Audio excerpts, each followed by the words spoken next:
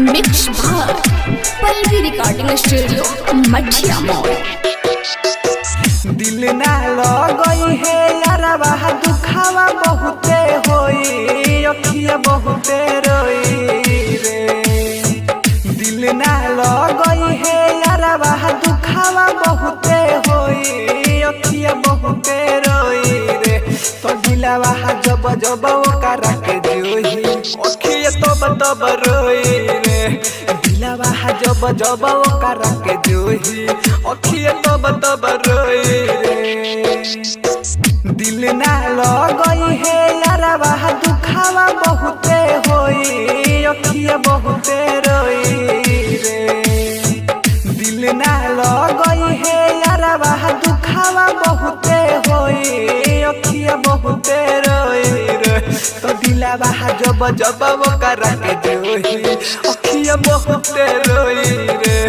दिलवा जब जब ओकरा के जोही अखिया तब रोई रे।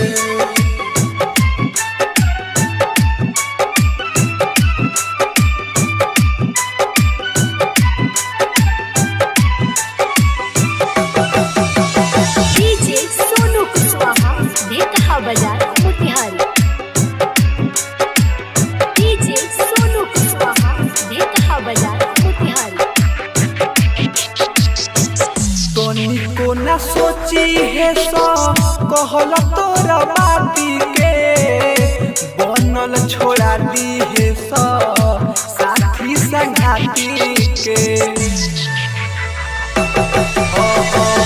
दोनी को न सोची है सो कहल तोरा बाती के बनल छोड़ा दी है सो साथी संगाती के।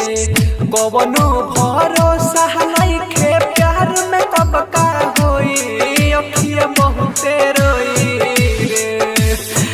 कवनो भरोसा नइखे प्यार में कब का होई अखिया बहुते रोई रे। तो दिलवा जब जब ओकरा के जोही अखिया बहुते रोई रे। दिलवा जब जब ओकरा के जोही अखिया तब रोई रे।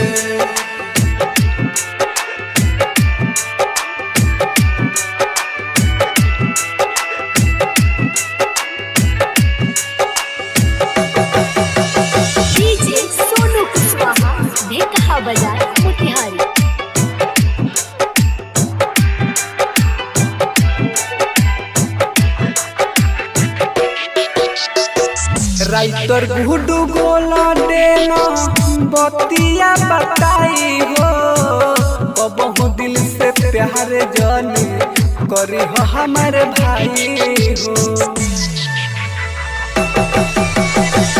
राइटर गुडू गोला देना बतिया बताई हो कबहू दिल से प्यार जानी करी हो हमारे भाई हो। अमरजीत अकेला लागे रतिया में ना सोई अखिया बहुते रोई रे। अमरजीत अकेला लागे रतिया में ना सोई अखिया बहुते रोई रे। तो दिलवा जब जब ओकरा के जोही अखिया तब रोई रे।